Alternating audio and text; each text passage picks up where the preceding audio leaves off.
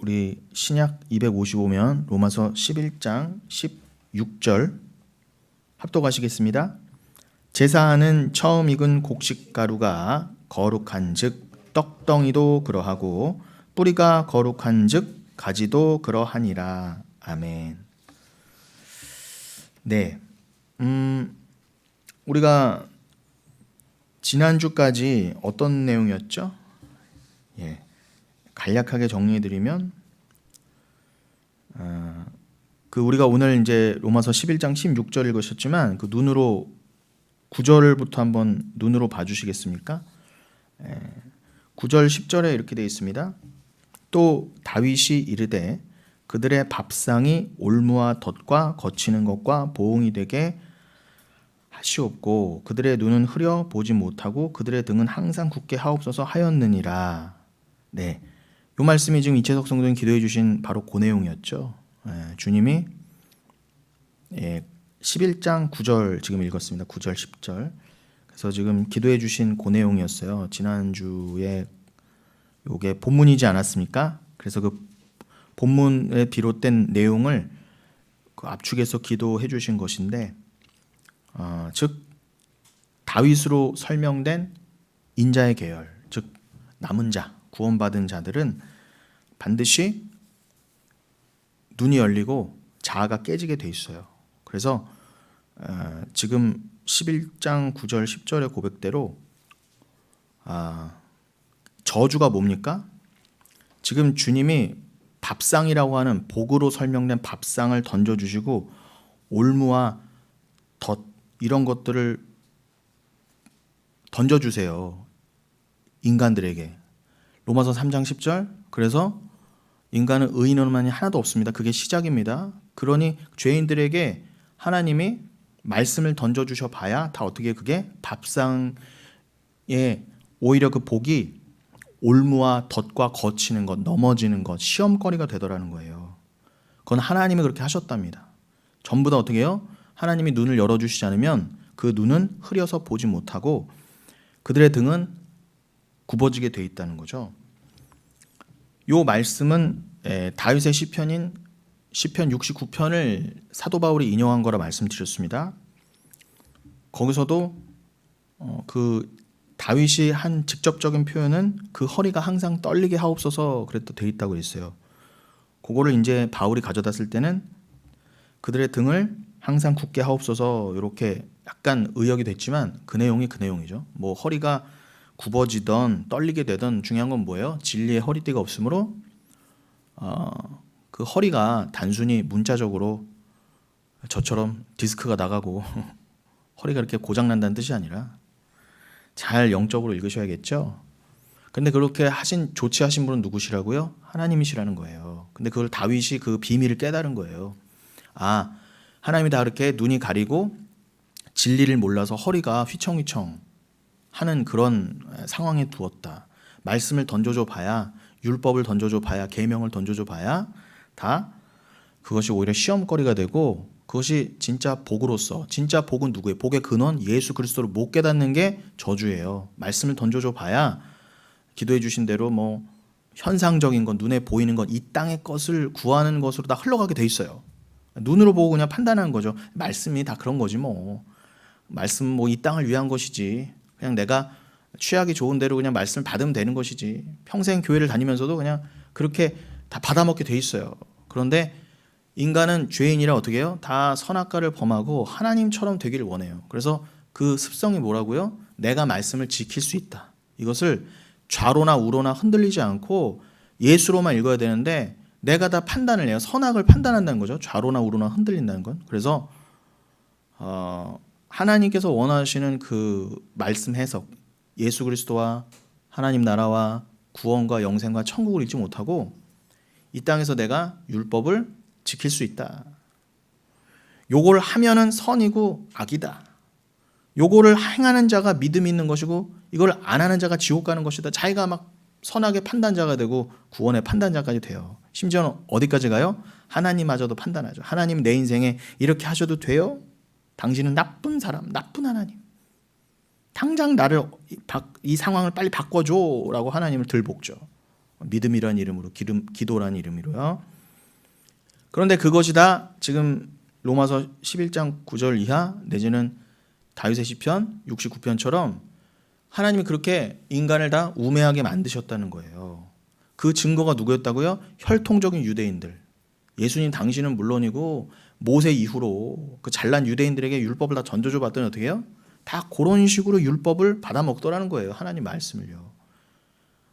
나는 이 율법을 행하라고 주신 게 아니라 이 율법을 통해 나의 죄를 알고 그것이 복음으로 이끄는 몽학 선생이 되어서 예수의 은혜만을, 믿음만을 꼭 붙잡으라고 너희로는 불가능하니 오직 하나님을 믿어라. 그가 우리에게 제시하신 십자가, 그 예수 그리스도라고 하는 하나님이 인정하시는 유일한 의의 방법을 택해라, 가져라라고 줘봤더니 성령이 역사하지 않고는, 하나님의 은혜가 임하지 않고는 100%다 그렇게 가지 못하더라. 그 증거가 또 뭐예요? 예수님이 이 땅에 오셔서 십자가 달려 죽으신 거예요. 그 잘난 유대인들이 예수님을 십자가에 달아 죽여버렸잖아요. 왜요? 그 예수 필요 없어. 그렇게 오는 율법의 완성, 그 주인이라 하더라도 나는 그런 예수 필요 없어 라고 다 죽여버렸더니 하나님이 그걸 이미 만세전에 아시고 오히려 그 죽이신 그 인간의 죄를 합력하여 선을 이루사 부활로 이끄셔서 어떻게 해요? 그래, 니들이 죽여서 흘리게 한 그 아들의 피가 오히려 내가 택한 자들의 그 눈을 열게 하고 내가 던져준 말씀을 예수로 깨닫게 하는 성령이 되어서 너에게 부활의, 천국의, 영생의, 구원의 복이 되었다. 그것이 진짜 복이야. 그렇게 하시기 위해서 인간을 어떻게 처음에 선악과를 다 범하도록 시작하셨다.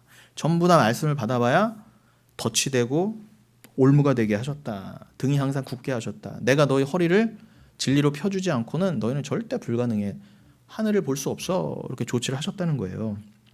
이게 여러분 우리가 긴 시간 나눈 지금까지의 로마서 우리가 9장, 10장, 11장의 문맥의 핵심입니다. 자, 그래서 하나님께서 혈통적인 유대인들, 사도 바울을 포함한 그 12지파로 설명되었던 혈통적 유대인들에게 먼저 주셨던 복이 뭐라는 거예요? 이 밥상으로 번역된 복이 뭐예요? 율법이라는 거잖아요. 계명, 말씀. 먼저 선민을 택하셔서 그들에게 율법을 줘봤어요. 그런데 그 율법이라고 하는 복, 그 율법이라고 하는 밥상, 그것이 뜻하는 바, 그죠? 하나님을 율법을 통해, 모세를 통해 계시해 주신 것, 그 율법의 세부적인 내용들로 치면 뭐 할례, 제사, 그런 것들이 오히려 그 유대인들에게 올무가 되었다. 그렇게 사도 바울이 고백하고 있습니다. 이건 올무가 되게 하시기 위해서 주어진 것이구나.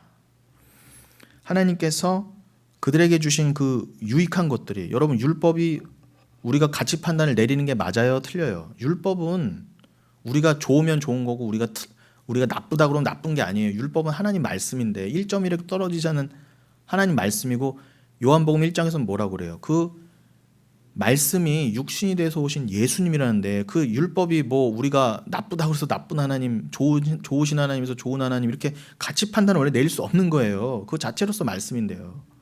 근데 그것을 받는 인간이 나쁘고 악한 것이지 율법 자체는 전혀 우리의 가치 판단의 속성에 들어갈 수가 없습니다. 그런데 우리가 하나님의 은혜가 아니고는 다 나면서부터 죄인이라 의인은 하나도 의인이 없어서 어떻게 해요?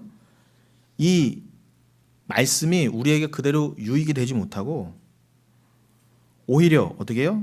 그저 이 받은 인간들의, 유대인으로 대표된 인간들이, 그 죄인들이요, 자기 그저 주관대로 그 진짜 복된 것들을 오해했기 때문에 유대인들이 지금 이런 운명에 처했다는 거예요. 어떤 운명이요? 지금 사도 바울이 한탄한 것처럼 하나님이 유대인들의 눈을 가려서 우둔하게 하셨다는 거예요. 심지어는 그 우둔함으로 예수를 죽이게 하시고, 그 예수가 죽고 부활하셨음에 불구하고 대부분의 유대인들이 예수를 인정하지 않아요. 그래서 지금까지 2023년 지금까지 저 잘난 유대인들이 예수를 인정하지 않는 것, 그런 운명에 처해져 있다, 이것입니다. 근데 이것은 하나님의 실수가 아니라 다 하나님의 구원사, 구속사의 일부분이며 하나님의 정하신 대로 뜻하신 바대로 지금 역사가 이루어져 가고 있다는 거예요. 그건 내내 우리가 지금까지 여러 말씀을 통해서 나누었고요. 제가 지금 압축해서 지금 요약해서 지난 시간까지의 것들을 다시 한번 정리해 드리는 겁니다, 여러분. 이제 인이 박이시죠. 여러분 귀에 못이 박이셔야 돼요. 못이 박여도 될까 말까요. 왜요? 우리는 또 말씀을 잊어버리고 약해지고 옅어지거든요. 그래서 우리는 교회로 모이는 것입니다. 그리고 사도 바울은 그러한 맥락 가운데 다시 한번 11절 뭐라고 합니까? 그렇게 이스라엘이 우리의 눈에 다 실패인 것처럼 보이지만 그러나 문자적으로 이렇게 이스라엘이 전부 혈통적 유대인이라고 해서 전부 회복 가능성이 없이 버려진 것이 아니다.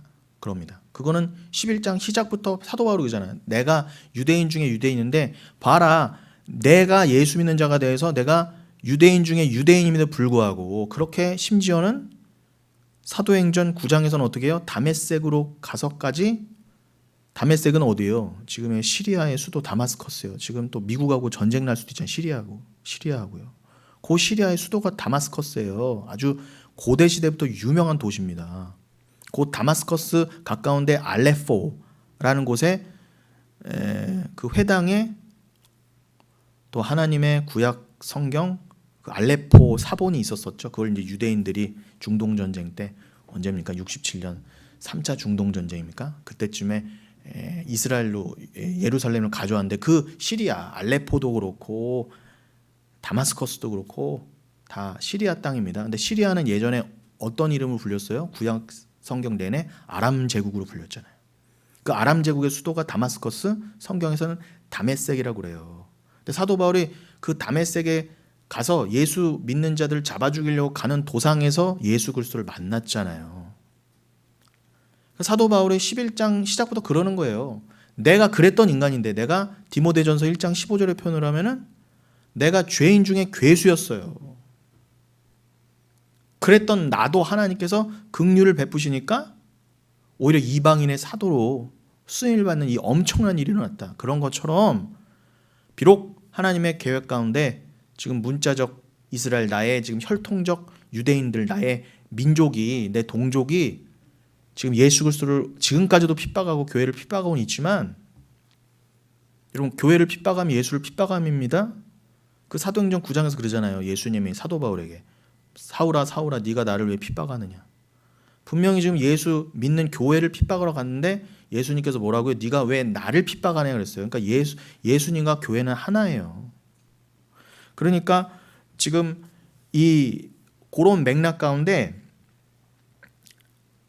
나를 봐라. 나만 봐도 분명 극소수지만 이렇게 분명히 나처럼 베냐민 지파요, 율법의 전문가요. 그냥 예수를 저주까지 하던 나도 하나님이 택하시고 변화시키시면 반드시 복음을 깨닫고 심지어는 그 복음을 전하지 않을 수 없는 하나님의 도구로 옛사람이 깨어지고 내라는 질그릇이 깨어져 갈수록 내 안에 담아주신 예수가 드러나는 삶을 자기분의 삶을 보여주신다. 아멘. 이렇게 되는 거예요. 그런 맥락 가운데 11절 그러므로 내가 말한다. 강조한다. 그러므로 내가 말한다. 그들이 즉 나의 혈통적 그 동족 유대인들이 넘어지기까지 실족하였느냐? 그들이 다 넘어진 것이냐? 그럴 수 없느니라. 그들이 넘어짐으로 구원이 이방인에게 이르러 이스라엘로 시기나게 함이니라. 그러십니다. 자, 아까 말씀드린 것처럼 유대인들이 예수 그리스도를 십자가에 못 박게 하셨어요. 그래서 예수님은 내가 죽으러 왔다 그러셨어요. 죄인들이 나를 반드시 십자가에 매달 거야. 그러나 나는 죽으러 왔다. 왜냐? 그 피를 나의 백성들에게 요한복음 17장의 표현을 하면 하나님이 나에게 만세전에 주신 백성들, 그 백성들을 살리기 위해서 뿌려질 피를 뿌리기 위해서 나는 올 수밖에 없었다 그래요. 그러니 인간의 죄, 여러분 가장 악독한 죄예요. 하나님의 아들을 죽여버렸어요, 여러분. 여러분 다 자녀가 있지만 누가 여러분의 자녀를 죽이는 것커녕 손끝만 대도, 머리털 하나만 대도 여러분들은 분노가 차오르잖아요. 용서할 수 없어요. 내 자녀가 잘못했다 하더라도 옛날에 그 재벌 회장 누굽니까? 분명히 그 아들이 잘못했어요. 그런데 아들이 맞고 들어왔다고 찾아가서 법 위를 다닌 사람이죠. 조폭처럼 자기 사람들 끌고 가서 반 죽여놨어요. 그래서 대당 100만 원, 200만 원 이렇게 돈 던져주고 왔대요. 여러분 그게 그 사람이 나쁘다 좋다 이 세상이 악하다 이런 거 제가 말하려는 게 아니라 가치 판단을 저는 다 내려놓습니다. 그런 모든 것들을 통해 여러분 진리를 아시라는 거예요. 그만큼 악한 인간이라도 어떻게 해요? 자기 자식 귀한 줄 알아요. 그럼요 여러분, 하나님은요, 하나님의 아들이 이 땅에서 뺨 한 대만 맞고 오셔도 여긴 다 죽어야 돼요. 그냥 야 천군 천사 한 명만 보내서 여기다 쓸어버려라 해도 여긴 다 끝나는 거예요 원래. 근데 내 아들을 보냈더니 죽였어요. 그것도 어떻게 해요? 버러지보다 못한, 미물도보다 못한 피조물이 죽여버렸어. 근데 하나님은 어떤 하나님이서 도대체 그 내 생명보다 소중한 아들의 피로 하여금 그 죽인, 그게 그렇게 살려낼 값어치도 없어요. 제가 주일 설교 내내 말씀드리지만 우리는 살인자요 똥덩어리였습니다. 똥덩어리. 사무엘의 어머니 한나의 기도대로라면 나는 거름더미에서 건져 올려줬다 그래요. 똥 거름더미에서. 여러분 금가루를 뿌리기도 아까운데 여러분의 자녀의 피를 똥 위에다 뿌리는 게 가능해요? 불가능해요? 여러분이 받으신 은혜가 어떤 건지를 아시면 절대 하나님의 어떤 상황과 어떤 말씀 앞에도 무릎 꿇게 돼 있어요. 그러니까 왜 말이 많아요? 우리는 인간은 교만해서 그 사랑을 모르기 때문에 말이 많은 거예요. 하나님 나한테 어떻게 이러실 수가 있어? 어떻게 내 기도를 안 들어줄 수 있어? 그 사랑을 몰라서 그러는 거예요. 이미 하나님은 여러분에 다 주셨어요. 가장 귀한 걸 주셨단 말입니다. 그런데 그 피를 합력하여 선을 이루셔서 여러분을 오히려 살리는, 여러분에게는 오히려 저주의 피가 돼야 돼요. 이따가도 말씀드리겠지만 원래 어떻게 해요? 그 피로 말미암아 여러분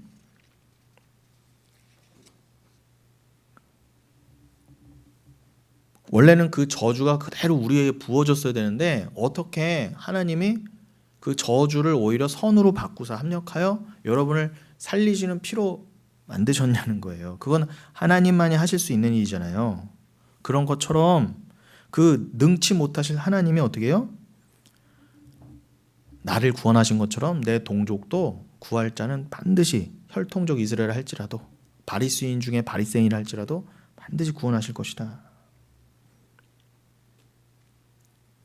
그러면서 그 아들의 죽음을 오히려 백성들을 살리는 도구로 만드셨던 것처럼 지금은 잠시 잠깐 유대인들이 넘어짐으로 실족함으로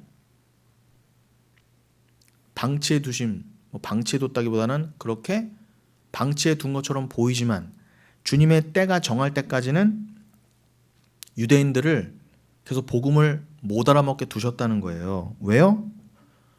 그것이 합력하여 선을 이루어서 유대인들에게 가려진 복음이 누구에게로 넘어가게 하셨다? 그 덕분에 여러분에게로, 여러분을 구원하시려고 지금 아직까지도 유대인들의 눈과 귀를 막아두고 계시다는 거예요. 여러분을 위해서요. 교회를 위해서.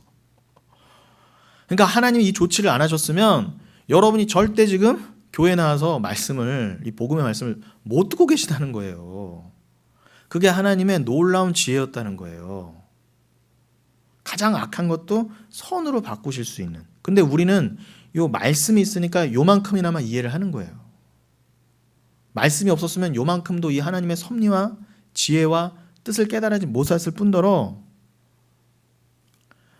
우리에게 말씀이 있다 해도 하나님의 그 크신 구원의 비밀은요, 우리가 다 알지 못해요. 그냥 예수 그리스도를 통해서, 이 말씀을 통해서 드러난 비밀, 드러난 말씀까지만 딱 가시면 돼요. 그것만 꼭 붙잡으세요.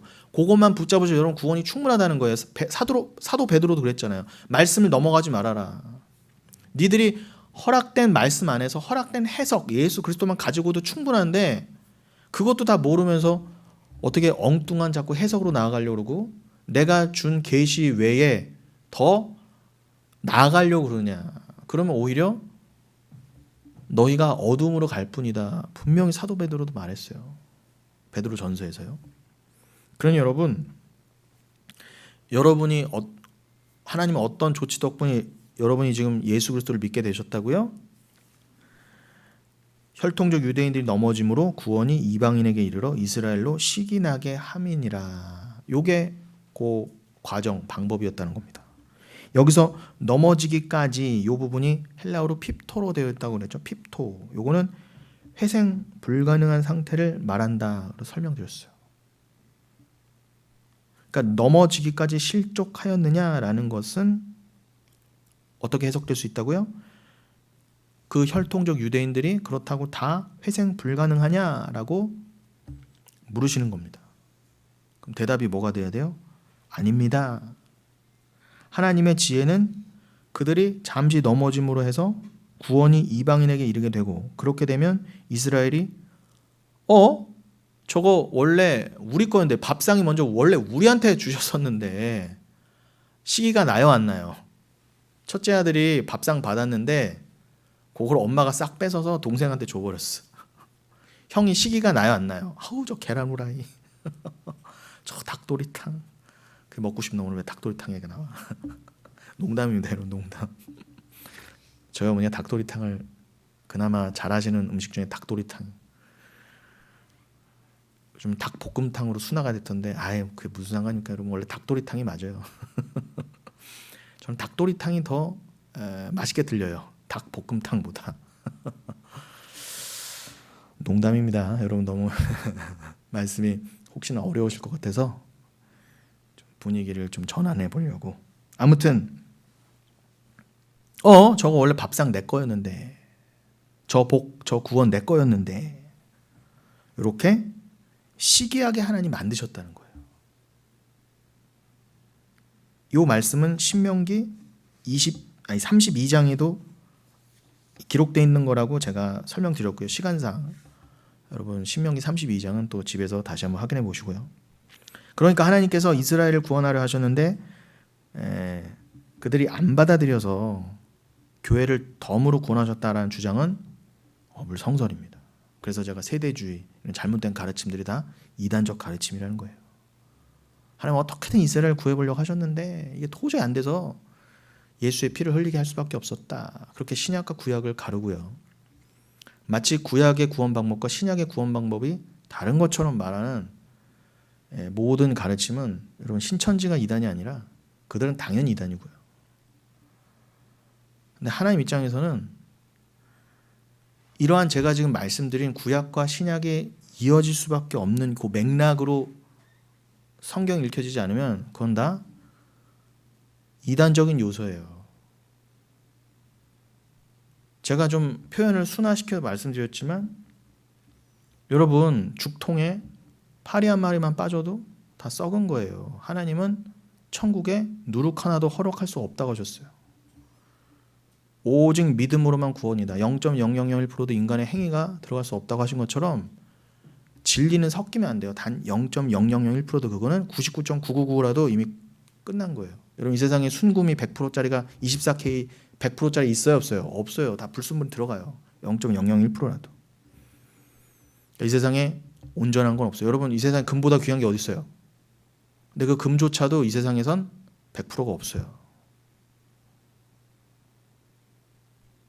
그런데 계시록 22장이나 21장 보면은 그 교회를 상징하는 거룩한 성세 예루살렘은 순금으로 되어 있다 그랬습니다. 그건 욥기서 23장 10절에도 내가 주께서 나를 연단시키신 후에는 내가 정금같이 나오리라고. 이게 순금이에요. 이건 100% 금이에요. 이거는 이 땅에 있을 수 있는 게 아니에요. 어머 천국에 이렇게 금덩어리가 있대 이 뜻이 아니라 그만큼 천국은 순수하다는 거예요, 여러분. 아니 천국에 여러분 우리가 금을 많이 갖고 가고 내지는 금이 있고 없고 뭔 상관이에요. 거기서 여러분 거기서도 금덩이 가지고 자랑하실 거예요? 그런 데가 천국이 아니라고 그러잖아요. 거긴 이미 금보다 귀한 가치가 있는 것입니다. 문자적 금보다. 다만 여러분들의 구원이 얼마나 소중하고 순수한 것인가를 설명하시려고 순금이라는 거를 상정하신 거예요. 그럼 어떻게 해요? 이 땅에는 그 금조차도 순수한 게 없다는 거예요. 문자적 금은. 그러니까 여러분 주님 앞에 이 죄악된 인간이 어떻게 순금처럼 욥이 고백한 것처럼 순금처럼 설면 어떻게 해요? 고난과 연단이 있어야 돼요. 자기 분이 있어야 돼요. 그것의 완성으로 여러분을 천국에 둘 만한 순금보다 귀한 100% 그렇게 하나님의 은혜로 피로 구원받은 자들만을 내가 천국에 두겠다. 너희들이 하늘의 보화다 이 뜻입니다. 그러니 여러분 바벨의 뜻이 뭐라고요? 섞는다는 거예요. 섞다. 진리가 섞이는 거예요. 비진리로. 그러니까 하나님 말씀은 절대 0.001%도 먼지 그 한 터럭 티끌 그 끝에라도 그 먼지 하나의 1000분의 1, 10,000분의 1이라도 섞여 들어가면 안 돼요. 말씀에. 그러니까 말씀은 하나예요. 여러분 독생자잖아요. 하나예요. 말씀이 여러 개일 수가 없어요. 그것만 꼭 기억하시면 돼요. 그런 여러분 이 복음에 이것도 섞어보고 저것도 섞어보는 거는 여러분 하나님을 모독하는 논리라는 것입니다. 그래서 자 아무튼 이렇게 모든 것은 하나님의 계획 속에 들어있던 거예요. 만세전에. 그것이 우리가 추구하는 바 개혁신앙입니다. 개혁주의. 하나님은 모든 것을 이미 계획하시고 그 계획 하나님의 청사진을 따라 하나님 나라를 차근차근 완성하고 계시고 그 구원의 하나님의 여정은 하나님이 펼치신 그 구속사는 절대 실패 없이 완성될 것이다. 예수 그리스도의 다시 오심으로 반드시 완성될 것이다. 이게 우리의 소망하는 바 믿음의 내용이에요. 하나님은 그 결론을 이끌어내시기 위해서 지금도 이 역사를 이렇게 이끌어 가시는 거예요. 여기 전쟁 터지고 저기 전쟁 터지고 내 인생은 왜 이렇게 꼬이는 것 같고 아니요. 하나님 지금 실수하시는 거 아니에요. 그러니까 누구만 하실 수 있어요. 이거 모든 것을 다 계획하시고 합력하여 선을 이루어 심지어는 어떻게 해요? 여기 풀 한 폭이라도 나오는 산소량 들어가는 이산화탄소량까지 다 생각하셔서 우리의 호흡 하나하나도 우리가 이 땅에 사는 동안 몇 번의 들숨을 쉬고 날숨을 내뱉을까 거기에 필요한 산소가 얼마나 필요할까 모든 거 여러분 그러니까 하나님의 지혜가 아니고는 도저히 이 세상은 유지될 수가 없어요. 여러분 하나님의 영광이라고 하는 그 속성 중에 제가 나중에 기회가 되면 설명드리겠지만 중요한 그 영광을 설명하는 그 개념 중에 뭐가 있느냐 하나님은 말 그대로 여호와입니다. 스스로 계신 자예요. 하나님만이 영원 전부터 스스로 계신 분이니까 피조물이 아닌 거예요. 그러니까 우리가 아무리 상고를 해도 여러분의 이성으로 시공간을 초월해서 영원 전으로 여러분이 상상이라도 하실 수 있어요? 못 하잖아요. 뭐 경험이 있어요. 뭐 하나님보다 여러분이 먼저 있었어요. 하나님 여러분 만드신 거잖아요. 그럼 우리는 하나님보다 항상 밑이란 말입니다. 근데 우리라고 하는 존재는요. 반드시 인과 그 원인과 결과에 따라서 존재하는 이 시공간에 있어요. 여러분이 지금 살아 계시는 것도 어떻게 뭔가를 먹고 계시고 숨을 쉬시고 물을 드시니까 이 육신적으로도 존재할 수 있는 것처럼 여러분이 스스로 나는 스스로 존재할 수 있어. 아니 한 끼만 굶어보세요. 한 끼만 굶어도 기운이 빠지고 등골에서 식은땀이 나고 그런데 뭘 스스로 있긴 뭘 있어요. 근데 하나님은 그 인과 관계를 초월하신 분이에요. 하나님이 왜 계시는 거야? 어떻게 계시는? 이것도 초월하신 분이란 말입니다. 우리는 감히 하나님을 상상할 수도 없어요. 그러니까 하나님은 홀로 완벽하신 그런 분이에요. 여러분 우리가 그 하나님을 스스로 있는 자들에서 여호와라고 불러보지만 사실 유대인들은요 그 하나님이 너무 크고 너무 광대하신 분이고 너무 위대하시고 너무 거룩한 분이어서 입에조차 못 담았어요. 심지어는 포로기까지 하나님을 제대로 안 불렀단 말입니다. 어떻게 하나님을 불러? 그래서 여러분 원래는 히브리어는 자음이 없어요. 모음만 죄송합니다. 자음만 있어요. 모음이 없어요. 그러니까 발음을 못 한단 말입니다. 그러니까 우리가 뭐 예호바, 예호와, 여호와, 우리로 넘어오면서 여호와로 되는데 뭐 야훼 이런 건 추측한 거예요. 추측. 정확한 그걸 몰라요. 하나님의 이름을요. 아니 하나님, 나의 주 이런 거는 쉽게 하면 하나님의 별명입니다. 하나님의 직함 같은 거예요. 근데 여호와 하나님이라고 하잖아요. 여호와 하나님. 여호와 하나님이 어디서 처음 나왔어요? 성경에서요. 창세기 2장 4절에 처음 나오잖아요. 거기에 여호와 하나님이라는 단어가 처음 나와요. 근데 그 원어로 보면은 예호와 엘로힘이에요. 근데 원래 더 원어로 따지면 아도나이 엘로힘이에요. 무슨 말이냐? 원래 이 말 안 하려고 그랬는데. 그러니까 쉽게 말씀드리면 유대인들은 절대 하나님의 이름을 못 불렀어요. 그래서 뭐라고 부르는지 몰랐는데 포로기 이후에 나의 주, 나의 주님, my Lord라고 하는 아도나이의 그 모음을 따다가 겨우 모음을 몇 개 만들어 봐서 우리 조상들이 이게 하나님이야 라고 자음 몇 개를 갖다 놓은 거 거기다 아도나이의 모음을 갖다 붙여 놓은 거예요. 그게 예호바라고 그게 추정이 되고 요게 여호와라고 추정이 돼서 그래 하나님의 이름이 여호와, 야훼 이런 걸 거야 라고 추정할 뿐이지 하나님의 이름은 정확히 몰라요. 그만큼 크신 분이에요. 근데 우리가 뭘 하나님을 상정하고 하나님은 이런 분이야 무슨 판단을 하고 겨우 하나님이 성경을 통해서 나는 이런 하나님이야 라고 여호와, 엘로힘, 아도나이 이런 거 안 줘보셨으면 성경을 통해 우리는 하나님을 감지조차도 못했던 자들이에요. 기도를 드리긴 뭘 드려요. 하나님의 이름도 모르고 속성도 모르는데요. 그러니까 하나님은 이 모든 걸 초월하신 분이에요. 그러니까 얼마나 크신 분입니까 도대체? 최소한 우주보단 크세요. 여러분 우주의 끝을 아십니까? 그만큼 광대하신 하나님께서 그러니까 하나님인 거예요. 그분이 우주도 섭리하시는 분인데 그분이 여러분의 머리털마저도 마태복음 10장에 그러시잖아요. 28절 너희들이 눈에 보이는 권세자를 두려워하지 말아라. 저들은 너희의 육신만을 어떻게 할 뿐이야. 그 육신의 권세자가 꼭 이 세상에 눈에 보이는 뭐 군왕들, 악한 자들을 가리킵니까? 그들의 배후에 있는 사단을 가리키잖아요. 그 사단이 아무리 강대하다 하더라도 너희들의 영혼까지는 어떻게 터치를 못해. 그러니 두려워하지 말어. 진짜 두려워할 자는 누구라고요? 육신은 물론이고 너희 영혼까지 저 게헨나 지옥불에 던져 넣을 수 있는 자를 두려워하라. 두려워할 만한 자를 두려워하잖아요. 그러니까 여러분이 누구를 두려워해야 되나를 깨달으시면 세상이 절대 두렵지 않습니다. 29절에 이어서 뭐라고 그러세요? 참새 2마리도 한 아사리온에 팔린다 그래요. 여러분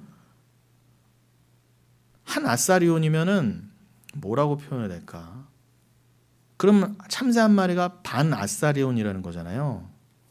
그거를 고드란트로 환산하면은 2고드란트입니다. 왜냐하면 고드란트라는 말이 4분의 1 쿼터의 개념이거든요.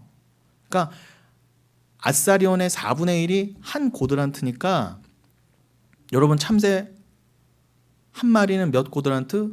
2고드란트. 그런데 그 과부가 2렙돈을 냈잖아요. 그 2렙돈. 그러면 한 고드란트가 2렙돈이거든요. 그럼 과부는 참새를 몇 마리 드린 것? 반 마리 드린 거예요. 그만큼 작은 것 드린 거예요.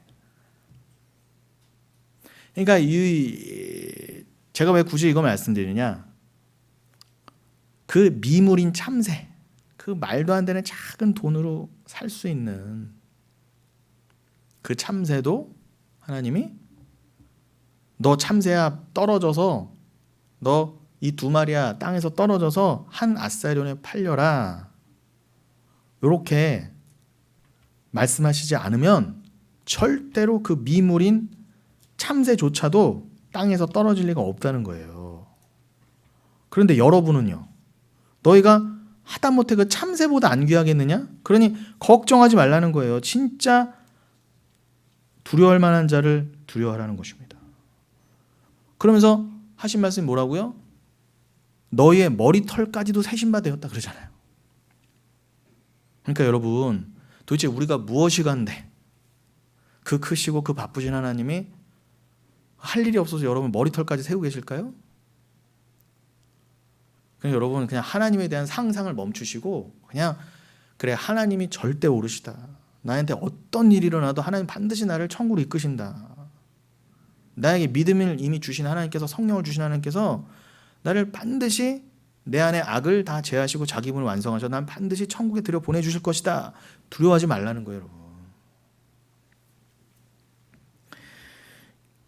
그러니 여러분, 유대인이나 이방인 할 것 없이 모든 하나님의 백성들이 하나님께 돌아와 구원을 얻게 하시기 위해서 하나님은 지금 구원의 역사를 이렇게 이끌고 계시다는 거예요. 여러분의 머리털까지 세가시면서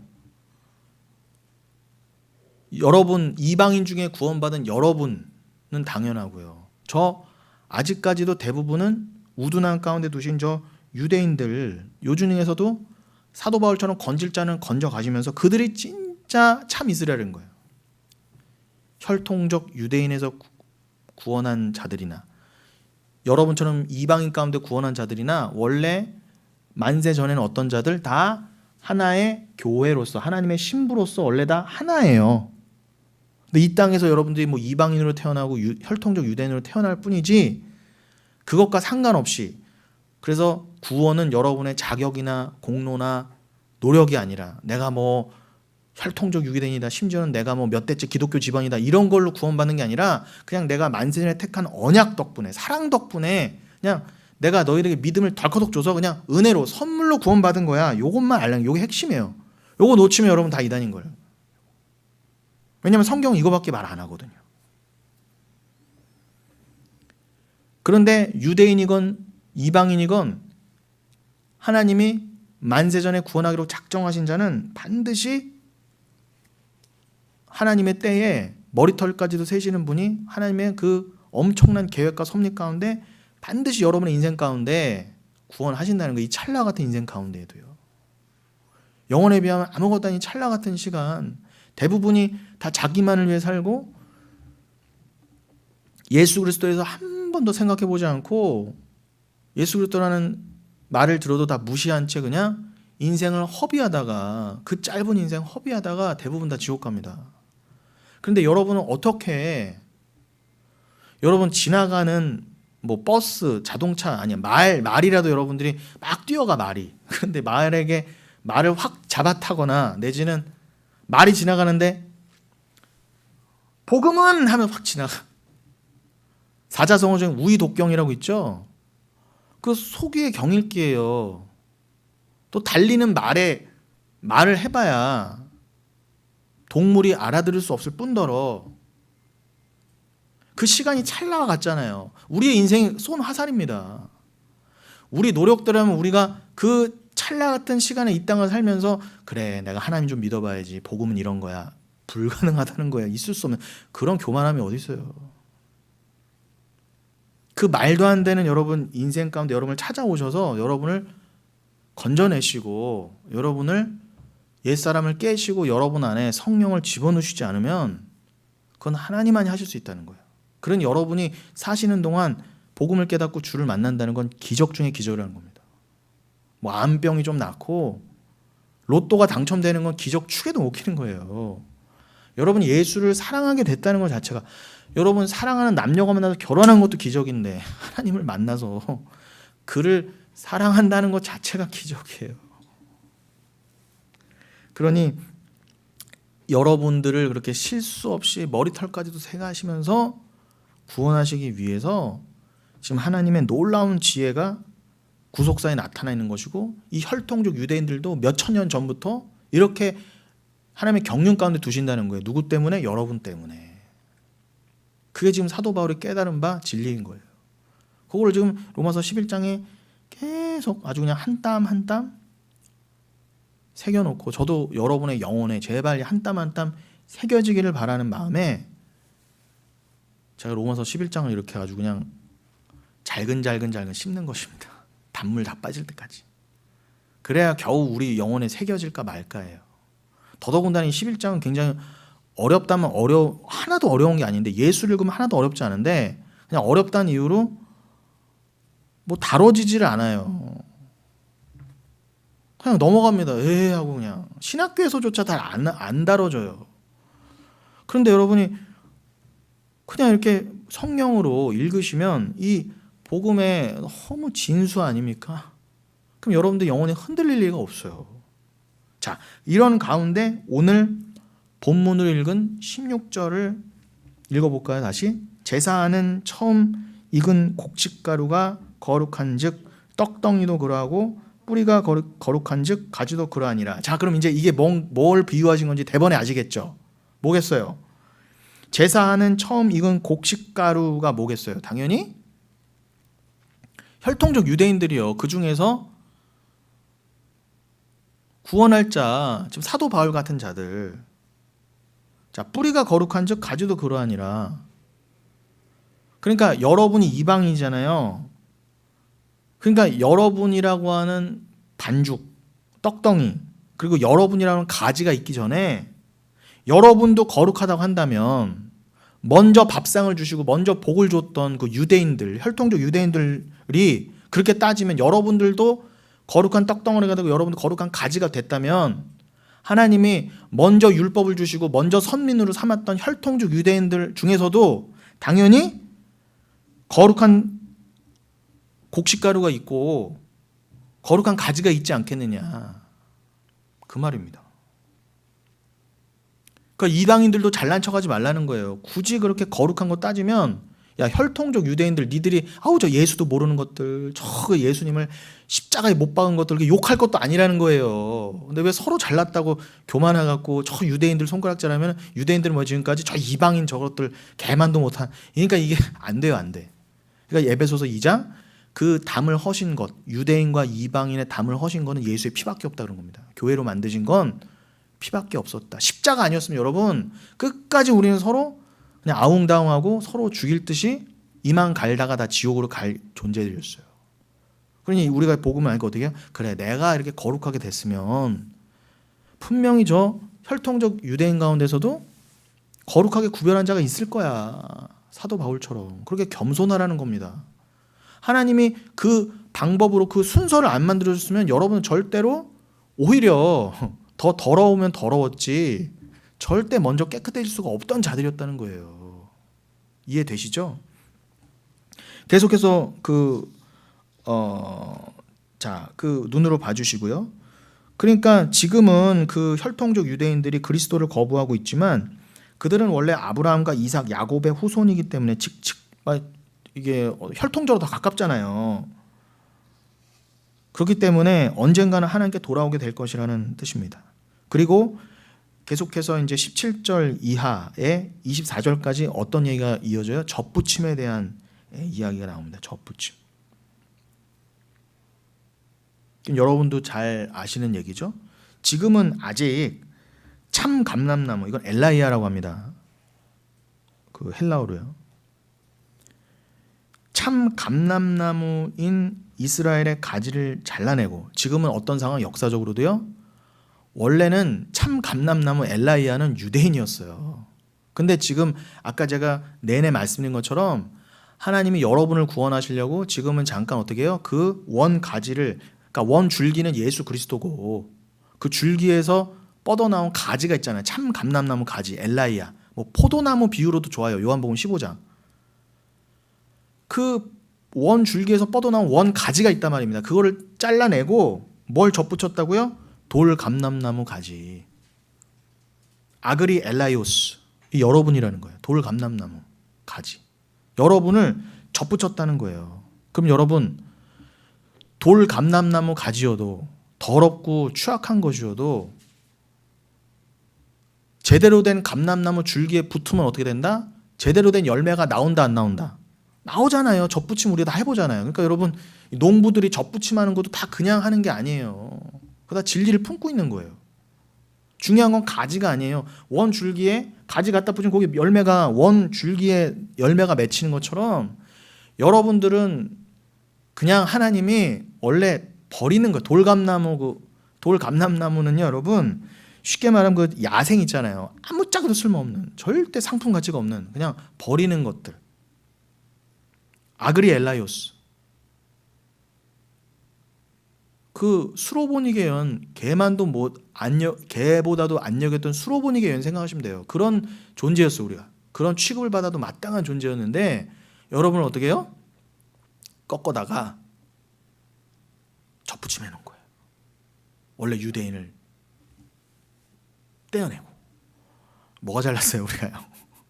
여러분이 구원의 열매 맺은 거, 성령의 열매를 맺은 건 누구 덕분? 하나님이 그렇게 하셨기 때문에 덕분이에요. 예수 그리스도는 원 줄기에 진액을 받아 말씀을 받아 여러분 말씀을 맺게 되신 거예요. 영생을. 그건 다 우리의 참 농부이신 하나님이 이렇게 하셨기 때문인 겁니다. 이것이 바로 구속사의 단계를 여러분이 쉽게 이해하시려고 하나님이 이렇게까지 쉽게 설명해 놓으신 거예요. 그러니 지금은 아직 젖붙임 받은 구속사 단계이지만 이방인들이 젖붙임 받은 곧 참 감람나무 그 엘라이아인 이스라엘이 다시 예수 그리스도라는 원 줄기에 붙게 될 날이 온다 안 온다? 온다는 거예요. 반드시 예수가 다시 오기 전까지는. 그러니 여러분 우리가 종말을 살고 있지만 우리는 이제 확실히 알게 됐잖아요. 분명히 하나님이 건질 자, 계수하신 자 이미 돌아올 자는 탁 돌아오시게 하실 거야. 그게 우리가 몇 번이나 살펴봤던 로마서 11장 25절 26절이었잖아요. 다시 한번 볼까요? 이 맥락으로 다시 한번 보겠습니다. 이제 거의 외우실 거예요. 이 말씀을 아시는 것뿐 아니라 깨닫는 여러분이 복된 분들이에요. 자, 25절 이하 뭐 어렵다고 다 손 놓는 그 말씀이지만 여러분 우리는 하나도 어렵지 않습니다. 이제 뭐가 어려워요 이게요. 자, 읽어보겠습니다. 형제들아 너희가 스스로 지혜 있다 하면서 이 비밀을 너희가 모르기를 내가 원치 아니하노니 이건 다 알 수 있다는 거예요. 알아야만 하고요. 이 신비는 이방인의 충만한 수가 들어오기까지 이스라엘의 덜어는 우둔하게 된 것이라. 이제 아시겠죠? 무슨 말인지. 이런 말씀이었네. 이거 너무 간단했네. 26절 그리하여 온 이스라엘이 구원을 받으리라. 기록된 바 구원자가 시온에서 오사 야곱에게서 경건하지 않은 것들을 돌이키시겠고 그렇게 되어 있습니다. 자, 그럼 여러분 남은 시간 그죠? 벌써 시간이 50분이 됐네. 중간에 전화 온 시간 1분 빼면 49분 지났습니다. 자, 여러분 너무 흥분돼. 이렇게 말씀을 나누고 있으면. 그러니까 이렇게 귀한 분들이 말씀이 통하는 분들이 함께 계시다는 게 이렇게 기쁜 거예요. 저 오늘도 여러분들 모시러 이제 교회로 오면서 이거 정말 제 진심입니다. 어느 순간 우리 권사님들, 우리 집사님이 전에도 그랬지만 오늘따라 더 어떻게 해요? 뭔가 이렇게 끈끈하게 그래 뭐 가족이지 뭐 이런 느낌이 저절로 드는 거예요. 뭐 가족이면 뭐예요? 뭐가 아까워요? 뭘 주고받아도 안 아깝고 가족끼리 계수해요 안 해요? 내가 엄마한테 아빠한테 이거 물론 못된 자녀들은 내가 엄마한테 얼마 용돈 드렸지 다 세지만 진짜 효도하는 자 부모님의 내리사랑이 당연한 거고 그런 거 서로 가족끼리 그 되는 게 맞아요 틀려요? 초월하는 거잖아요 사랑으로. 그래 우리 영혼교회는 갈수록 사랑으로 더 충만해야지. 그 말씀으로 말미암아 서로 정말 아깝지 않은 이미 말씀을 서로 주고받은 게 다 나누는 거잖아요. 이미 나눈 거예요. 생명을 나눈 거니까. 그러니까 우린 진짜 이웃이고 이웃을 넘어 가족이 됐어요. 그러면은 뭐 시간도 안 아깝고 이제는 뭐 수고로움도 안 아깝고 기억도 안 돼요. 오히려 뭐만 남아요? 내가 그래 교회에서 이런 사랑을 받았지. 내가 우리 권사님, 장로님, 집사님께 이런 사랑을 받았지. 이런 것만 남는 거예요. 근데 그게 오늘 제가 그 미리 이제 정황에 와 있다가 이제 모시러 오면서 그 생각이 산스럽게 오이도역을 지나면서 들어오더라고요. 오늘따라 오이도역이 이렇게 아름다워 보여. 평생 그냥 오이도형인가 보다 그랬는데 그러니까 중요한 건 마음인 것 같아요. 제가 이 말씀을 왜 드렸느냐, 이 말씀을, 이 비밀을 나눴다는 게 여러분 생명을 나눈 거예요. 이건 혈육을 뛰어넘는 거예요. 이거 오히려 혈육끼리도 안 돼요. 어떨 때가 아니라 뭐 대부분이 그렇죠. 저도 마찬가지고. 그러니까 살면서 혈육 때문에 힘든 마음을 어떻게 해요? 진짜 혈육인 교회 와서 위로를 받는 거예요. 이거 안 돼요. 안 돼요. 이거 영을 열어주지 않으면 혈육끼리도 안 되는 거예요. 근데 서로 이게 아멘이 되고 있는 게 여기가 천국 아니겠습니까? 자, 구원자가 시온에서 온다 그랬어요. 그러니까 시온은 어디예요? 당연히, 자, 우리는 이제 너무 당연한 겁니다. 성경은 문자로 보시면 안 돼요. 그러니까 늘 어디 시온 하면 진짜 시온을 생각하셔야죠. 심지어는 계시록에서 진짜 시온은 어디라고 그랬어요? 당연히 천국이라 그랬잖아요. 그러니까 여기에 있는 저 문자적인 예루살렘, 저 아직 전쟁하고 있는 저 땅은요, 그건 모형이에요. 가짜예요. 그건 진짜가 아니라고요. 그러니까 진짜는 하나여야만 합니다. 그래서 진리는 하나예요. 천국이 진짜예요.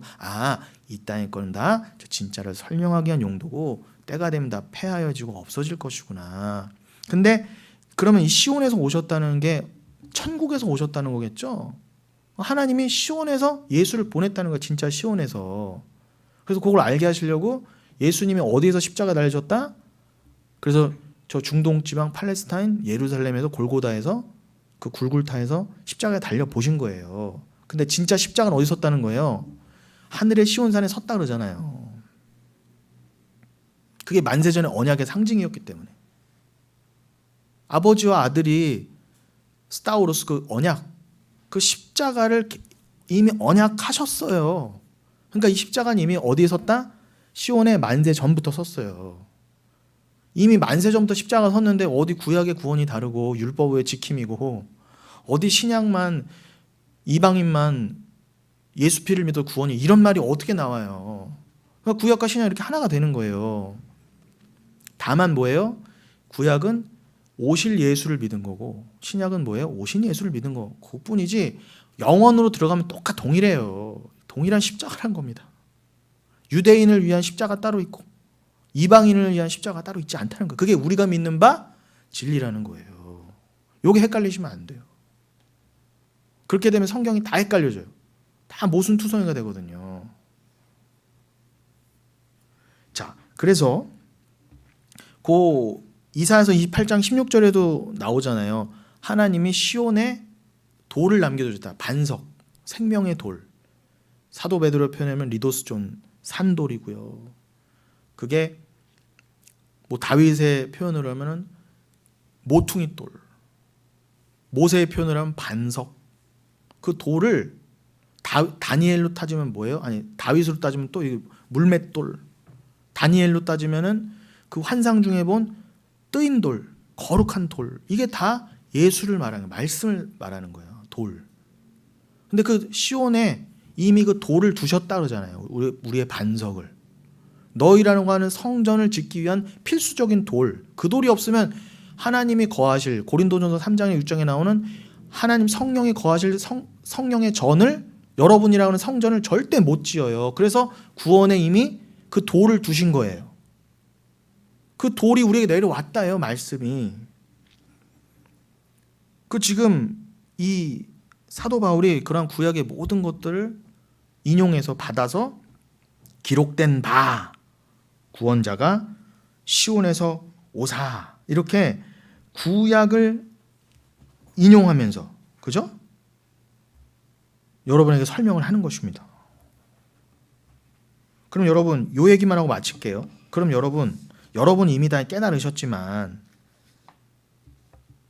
노파심에, 또 아직은 잘 말씀을 모르실 분들의 유튜브 이 어떤 설명을 위해서 요 말씀을 돌다리 두드리듯 말씀을 결론적으로 드리고 마치겠다는 거예요. 여러분, 여기서 이제 여러분은 헷갈리지는 않지만 그냥 막 읽으면은 모르시는 분들은 뭐가 헷갈려요? 아직은 모르시는 분들이, 아니 사도 바울처럼 다 구원하는 게 아니라 유대인이라고 만세전에 택한 자만 구원하시고 그를 위해서 시온의 돌, 그 예수를 이미 만세전에 십자가를 두셨다라고 하셨는데, 근데 여기서는 왜 온 이스라엘이 구원을 받으리라 이렇게 해놓으셨을까? 26절에 로마서 11장 20. 그럼 온 이스라엘이 뭐야? 여기도 헷갈리실. 헷갈리실 게 없는 게 뭐예요? 여러분들이 이미 뭘 깨달으셨어요? 아, 문자적으로 모든 사람이 구원받는 건 아니구나, 절대. 심지어는 혈통적 이스라엘에도 만인 구원선, 보편 구원은 이미 있을 수 없다. 이미 깨달아 주셨어요. 분명히 이거는 하나님께 무조건적 선택이고 제한적 속죄다. 이건 뭐 종교개혁의 기치예요. 이거는 개신교가 반드시 지켜내야 될 가치예요. 쉽게 말하면 뭐예요? 예수 그리스도는 신부만을 위해서 피를 뿌렸다. 엉뚱한 사람을 위해서 피를 뿌리신 게 아니라 택할 자를 위해서 그 귀하신 피를 뿌렸다. 근데 그 귀한 보배인데 아무에게나 뿌려서, 근데 저 사람에게도 피를 뿌렸는데 저 사람이 안 믿어. 그럼 피가 어떻게 되는 거예요? 무익하게 되고 민망하게 되고 욕되게 되는 거잖아요. 그럴 일이 있어요, 없어요? 있을 수 없다는 거예요, 상식적으로도요. 그 귀한 아들의 피인데. 근데 그 아들의 피가 너무나 귀해서 하나님이 정한 백성이면 그게 아니면 똥덩어리 거름더미여도요, 그 위에 아들의 피가 뿌려지면 어떻게 해요? 살아 온다는 거예요. 에스겔서 37장처럼 마른 뼈다구가 살아 올라오는 것처럼. 그러니까 택하신 자에게 피가 뿌려진 게 맞아요. 그게 조금 어려운 말로 제한적 속죄예요. 리미티드 어텀먼트. 근데 우리 이거는 교파와 교단의 문제, 영혼교회 문제가 아니라 개신교. 우리가 개신교란 이름을 갖고 있으면 반드시 지켜야 하는 가치예요. 그래서 우리가 10월 28일 종교개혁 주일을 섬겼잖아요. 그게 자꾸 헷갈리고 요게 서로 안 통하는 게 이게 제한적 속죄란 말입니다. 아니다, 주님은 하나님이 세상을 이처럼 사랑하다 다 구원하신다. 요게 이미 논리적으로도 틀린 거라고 제가 몇 번 말씀드렸어요. 문자적으로 그렇게 해석하면 안 된다. 다 틀린 거다. 코스모스를 그렇게 해석하면 안 된다는 거를 제가 짧은 동영상, 교리 동영상으로까지 제가 만들어서 알려드렸습니다. 그럼 제가 그것으로 설명을 가름하고 제가 요거를 그럼 온 이스라엘 아예 문자적으로 그냥 다 구원하시는 게 아닌 것 좀 이제 우리가 아는 거예요. 그죠? 우리가 지금 로마서만 봐도 로마서 11장만 놓고 봐도 그건 있을 수 없는 일이구나가 인정이 돼요, 안 돼요? 여러분이 성령을 받으시고 논리를 갖고 계시고 국민학교만 나오셨어도 이건 이해가 되는 거잖아요. 어려운 게 아니잖아요. 그런데 제가 거기다 돌다리를 두드리듯 추가 설명을 해드린다는 거예요. 그리고 마치겠다는 거예요. 지금 이스라엘이 하나님을 떠나 완악하게 방치되어 있는 것처럼 보이는 것은 뭐였다고요? 이방인들을, 여러분들을, 교회를, 신약의 교회를 돌아오게 하시려는 하나님의 배려였다는 거예요. 그 비밀을 다 알 수는 없지만 아까 그 참감람나무를 가지를 떼어내고 돌감람나무를 접붙인 것처럼 그건 농부이신 하나님의 주권이고 배려고 하나님의 작정이고, 그건 누구도 하나님 왜 그렇게 해요? 우리 측에서 가지 주제에 농부에게 뭐라고 할 수가 있어요, 없어요? 없어요. 로마서 9장 우리가 그릇 주제에 토기장애한테 뭐라고 할 수 있다 없다, 진흙 주제에 못한다. 그건 하나님에게 대한 정면 반박. 그거는 적그리스도다 말씀 주셨어요. 교회는 적그리스도로 가면 안 돼요. 그리고 그 하나님의 배려에 따라서 이제 이방인의 충만한 수가 들어오게 되면 그 조치 덕분에, 농부이신 하나님의 조치 덕분에 여러분도 지금 로마서 11장 25절 충만한 수에 들어오게 되었다예요. 들어오게 되면 이제 온 이스라엘이 구원을 받게 된다. 여기 26절이잖아요. 그럼 여기서 온 이스라엘이라는 표현이 그렇게 세대주의자들의 주장을 입증해주는 구절처럼 보이지만, 봐라, 결국은 사도 바울이 온 이스라엘 말했다라고 하는 게 가장 무식한 성경 해석이라는 거예요. 모순이 나잖아요. 그런데 단순히 제가 모순이라는 걸 넘어서 제가 더 실제적으로 증거를 해보겠다는 거예요. 왜 이게 온 이스라엘이 이게 잘못된, 우리가 그냥 문자적으로 읽으면 잘못된 해석이라는 건지. 이스라엘 전체가 다 하나님께 돌아오게 된다 나중에 라고 해석할 수 있는 소지가 분명히 있긴 하지만, 그러나 여러분 여기에 대한 해석이 분분하지만 제가 여러분이 복잡하지 않게 해드리려고, 여러분 이해가 빠르게 해드리려고 제가 다 찾아보고 공부해본 결과 여러분의 엑기스만 결과만 전달해 드립니다. 여기서 온 이스라엘이란 선택받은 유대인 전체를 말해요. 사도 바울과 같이 선택받은 유대인 전체 이렇게 이해하시면은 성경이 절대 모순이나 오류가 없어요. 그러면은 이게 25절에 이방인의 충만한 숫자와도 잘 연결이 돼요. 이방인의 충만한 숫자, 여러분을 포함한 딱 계획하신 숫자를 채우시기 위해서 어떻게 해요? 유대인 대부분을 우둔하게 뒀지만, 그러나 여러분이 이제 충만한 숫자가 들어오게 되면, 여러분을 포함해서 구원할 자를 이방인 중에 구원하게 되면 어떻게 해요?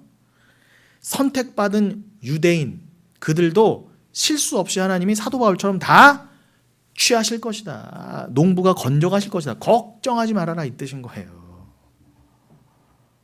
그러니까 사도 바울은 그 문맥에서 온 이스라엘, 어차피요 여러분 구원받지 않을 자들, 택함받지 못할 자들은 이미 사도 바울 뇌리에서도 이미 이스라엘이 아닌 거예요. 그들은 이미 상정하고 있지 않아요. 그러니까 당연한 거예요. 온 이스라엘이라는 거면은 당연히 택함받은 진짜 이스라엘을 말하는 거예요. 우리 오늘 오랜만에 오신 서봉 권사님조차도 워낙 원래 말씀에 대한 이해가 뛰어나셨지만 바로 이해하시잖아요, 여러분. 대단하신 겁니다. 물론 똑똑하셔도 그러시지만 성령이 계시기 때문에 이게 가능한 거지. 이게 아무리 해도 유명한 신학자들도 이게 안 통하는 사람은 안 통합니다. 그러니 여러분, 이방인의 충만한 수가 차고 또 아울러 이스라엘의 선택받은 유대인이라고 하는 그 이스라엘의 충만한 수도 차게 된다. 그 전체가 거룩한 공의 교회다. 진짜 교회다. 만세전에 택함받은 그리스도의 신부다.